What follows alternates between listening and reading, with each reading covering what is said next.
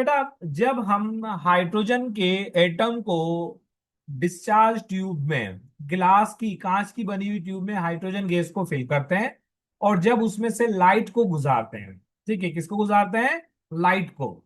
तो जब लाइट उस गिलास की बनी हुई ट्यूब में से, डिस्चार्ज ट्यूब में से पास होती है, तो वो लाइट हाइड्रोजन के मॉलिक्यूल को तोड़ देती है, एटम्स के अंदर आयनाइज कर देती है, ठीक है।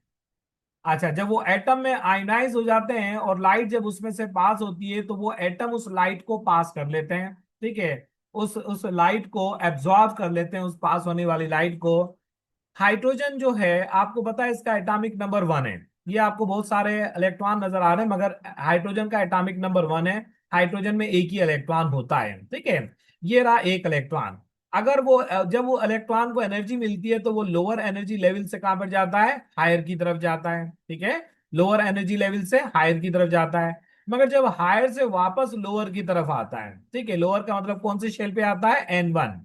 इलेक्ट्रॉन पहले शेल पर आता है, चाहे वो दूसरे शेल से आए, चाहे वो तीसरे शेल से आए, पहले पे आए, चाहे वो चौथे शेल से आए, पहले पे आए, चाहे पांचवें शेल से आए, पहले पे आए, चाहे छठे शेल से आए, मगर पहले पे आए। तो उस सूरत में जो सीरीज बनती है, जो स्पेक्ट्रम बनता है, जो वेवलेंथ बनती है, जो फ्रीक्वेंसी बनती है, जो वेव नंबर बनता है, मतलब सारी बातें एक ही हैं। उस सीरीज को नाम दिया गया लाइमन सीरीज, ठीक है। अच्छा, अगर इलेक्ट्रॉन पहले शेल पर नहीं आता है बल्कि दूसरे शेल पे आता है, ये देखते हैं दूसरा शेल है, और कहां से आ रहा है? तीसरे से दूसरे पे, या चौथे से दूसरे पे, या पांचवें पे से दूसरे पे, या छठे से दूसरे, मगर आए कौन से शेल पर? दूसरे से, ठीक है। दूसरे शेल पर आए, तो फिर जो सीरीज बनती है उसको बैमन सीरीज का नाम देते हैं। और ये सीरीज जो है सूरत बनती है जब इलेक्ट्रॉन दूसरे शेल पर आता है, और अगर इलेक्ट्रॉन तीसरे शेल पर वापस आता है, हायर से आए, चौथे से वापस आए, या पांचवें से वापस आए, या छठे से वापस आए, मगर तीसरे शेल पर आए, तो उस सीरीज को नाम देते हैं पैस्चन सीरीज। और अगर इलेक्ट्रॉन चौथे शेल पर वापस आता है, तो बेटा वो ब्रैकेट सीरीज कहलाती है। और अगर इलेक्ट्रॉन पांचवें शेल पर वापस आता है, चाहे छठे से पांचवें पे आए या सातवें से पांचवें पे आए, तो उसको हम नाम देते हैं फंड सीरीज, ठीक है। ये कहलाता है इलेक्ट्रोमैग्नेटिक, मीन्स के इसको नाम दिया जाता है एटॉमिक स्पेक्ट्रम ऑफ हाइड्रोजन। अच्छा, वेव नंबर कैलकुलेट करने का ये फार्मूला है। अगर इम्तिहान में एमसीक्यूज आता है तो वेव नंबर कैलकुलेट करने के लिए आर लिखते हैं। अगर क्वेश्चन किया जाए कि व्हाट इज आर, तो आप जवाब दे दें आर इज रेडबर्ग कांस्टेंट, जिसकी वैल्यू क्या होती है? 1.0967 इंटू 10⁻10। ये तमाम स्टूडेंट नोट कर लें, ये एमडीकेट में आर की वैल्यू आ सकती है, इसका स्क्रीनशॉट आप ले सकते हैं कि what is the value of Rydberg constant. So Rydberg constant की वैल्यू ये है, ठीक है। अच्छा, हम कैलकुलेट करना चाह रहे हैं वेव नंबर। अब आप वेव नंबर कैलकुलेट करेंगे, ये बेटा याद रखें N1 और N2। N1 जो है वो हम यहाँ पर लेंगे, ठीक है। N1 और N2 हमारे पास ये दो वैल्यूज हैं। N1 में हम वो शेल ये के पुट करेंगे जो ये के उसमें लोअर एनर्जी लेवल है, और N2 में उस शेल को फिल करेंगे जो हायर एनर्जी लेवल है, ठीक है। जो वैल्यूज हमारे पास दी जाएंगी, जैसे यहाँ पर N1 की वैल्यू कितनी है? 1। और N2 की वैल्यू जो कितनी दी गई यहाँ पर 2, ठीक है। उसके बाद उनको ये के उनका स्क्वायर लेंगे, और फाइनली ये के उसका आंसर हमारे पास ही आएगा। बहरहाल हम लाइमन सीरीज ये के कैलकुलेट कर सकते हैं किसी भी इलेक्ट्रॉन की, ठीक है। अच्छा, नेक्स्ट, ये तमाम की तमाम जो सीरीज होती हैं, ये किसका स्पेक्ट्रम में ऑब्टेन होती है? एक मरतबा हम इसका इस एनिमेशन से इसको ये के पढ़ते हैं। हाई स्पेक्ट्रम ऑफ हाइड्रोजन, या हाइड्रोजन स्पेक्ट्रम, ठीक है। Hydrogen spectrum is explain by the Niels Bohr. इसको जो एक्सप्लेन किया था वो किसने? नील बोर ने एक्सप्लेन किया था हाइड्रोजन स्पेक्ट्रम को। ये देखें, जब भी हाइड्रोजन के एटम में इलेक्ट्रॉन जो है, एक ही इलेक्ट्रॉन होता है, वो एनर्जी को एब्जॉर्ब करता है, ठीक है। And after the absorption of energy, जब वो एनर्जी को एब्जॉर्ब करता है, तो एब्जॉर्ब करने के बाद इलेक्ट्रॉन जो मूव करता है लोअर से हायर। अच्छा, अब जब हायर से दोबारा लोअर की तरफ आता है, आप देख सकते हैं कौन से शेल पर आकर रुका है? ये पहले पे। चाहे दूसरे से आए, तीसरे से आए, चौथे से आए, मगर आए कौन से? पहले शेल पे। इलेक्ट्रॉन तो आ गया पहले शेल में से। इनमें से एनर्जी निकलेगी, वो एनर्जी कहां जाएगी? प्रिज्म में से। प्रिज्म में से जाके स्पेक्ट्रम बनाएगी। उस स्पेक्ट्रम का नाम है लाइमन सीरीज, ठीक है। अगर इलेक्ट्रॉन दूसरे शेल पर आता है, हायर से, चाहे तीसरे से दूसरे पे आए, चौथे से दूसरे पे आए, पांचवें से दूसरे पे आए, दूसरे शेल पर आए, तो वो जो सीरीज बनती है उसको बैमन सीरीज का नाम देते हैं। और बैमन सीरीज जो ये के मिलती है वो विजिबल ये के रीजन पे मिलती है, ठीक है।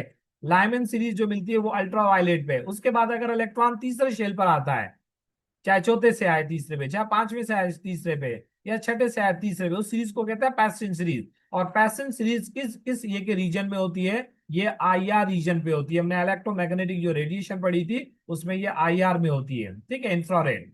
और अगर इलेक्ट्रॉन बेटा चौथे शेल पर आए, आप देख सकते हैं चौथा शेल है, चाहे पांचवें से चौथे पे आए या छठे से चौथे, मगर आए चौथे शेल पे, तो इस सीरीज को नाम दिया जाता है ब्रैकेट सीरीज। और अगर इलेक्ट्रॉन बेटा पांचवें शेल पर आता है छठे से, या सातवें से पांचवें शेल पर आता है, तो इसको नाम दिया जाता है फंड सीरीज, ठीक है। So this is called atomic spectrum of hydrogen. Hydrogen जो एटॉमिक स्पेक्ट्रम शो करता है वो पांच मुख्तलिफ तरह की सीरीज शो करता है। एक बार फिर नोट कर लें, आप स्टूडेंट को मैंने हैंड आउट भी दिए थे, अब मैं आपको पेपर सेंड करने वाला हूँ। लाइमन सीरीज जो है वो कौन से ये रीजन में होती है? अल्ट्रावायलेट में, ठीक है। बैमन सीरीज किस में होती है? विजिबल में। पेस्टन सीरीज किस में होती है? आईआर में। ब्रैकेट सीरीज किस में होती है? ये भी आईआर में, मगर फॉर आईआर, ठीक है। फंड सीरीज किस में होती है? ये भी आईआर में है, ये के फॉर आईआर, मजीद और दूर होती है, ठीक है। तो लाइमन सीरीज जो है वो अल्ट्रावायलेट रीजन में, बैमन सीरीज जो है वो विजिबल में, पैसिन, ब्रैकेट और फंड सीरीज जो है वो आईआर रीजन में होती है, ठीक है। चले बहरहाल, अब ये जितने तमाम स्टूडेंट जो हैं बेटा, आप यहाँ पर अभी ऑनलाइन है, मैं आपके ये के ग्रुप में आपको टेस्ट सेंड कर रहा हूँ। और ये जितने स्टूडेंट हैं अभी इस जूम की क्लास को ड्रॉप करने से पहले पहले आपको क्या करना है, आप तमाम बच्चों को अपनी अटेंडेंस यहाँ पर देनी है। जो 11 बच्चे अभी मेरे पास यहाँ पर लॉगिन है, ठीक है, अपने नाम आपको लिख देने हैं चैट बॉक्स के अंदर। और आपके ग्रुप में ये टेस्ट जा रहा है, आपको बेटा ये टेस्ट अभी सॉल्व करना है, ठीक है। इसमें ये नहीं है कि आप इसको ये के बाद में डालें, ये टेस्ट आपको अभी अटेम्प्ट करना है तमाम स्टूडेंट को, ठीक है। ग्रुप में टेस्ट आ जाए तो आप मुझे बता देना कि सर टेस्ट जो है वो पहुंच चुका है।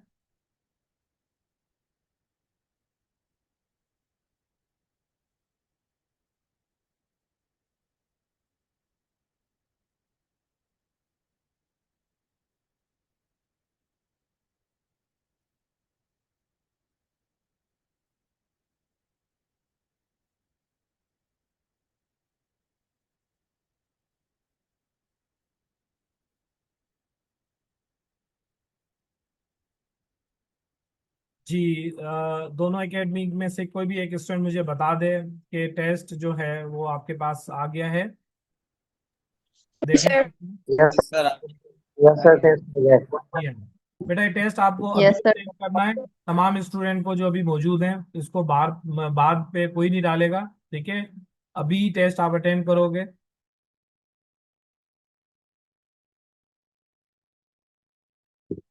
क्योंकि मैं इसको बाद में डीएक्टिव कर दूंगा, क्योंकि यही बच्चे हैं जिन्होंने कल क्लास अटेंड की है, आज क्लास अटेंड की है। तो बाद वालों पे मैं नहीं चाह रहा हूँ कि जिन्होंने क्लास ही नहीं अटेंड की है खामा उनको ये टेस्ट दिया जाए कि वो एमसीक्यूज को पे अपना टाइम जाया करें। शाबाश।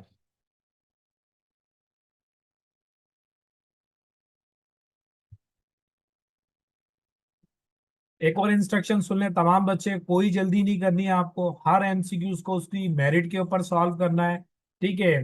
टोटल 30 एमसीक्यूज हैं, मगर मैंने आपको इसके लिए 50 मिनट का टाइम दिया है, मतलब आप आराम से इसको सॉल्व कर लें, ठीक है। ये नहीं जल्दबाजी के अंदर उस पर तुक्के लगाएं। आप इस एमसीक्यूज को हल करने के लिए अपने सामने एक रफ पेपर हल कर रख सकते हैं, ठीक है।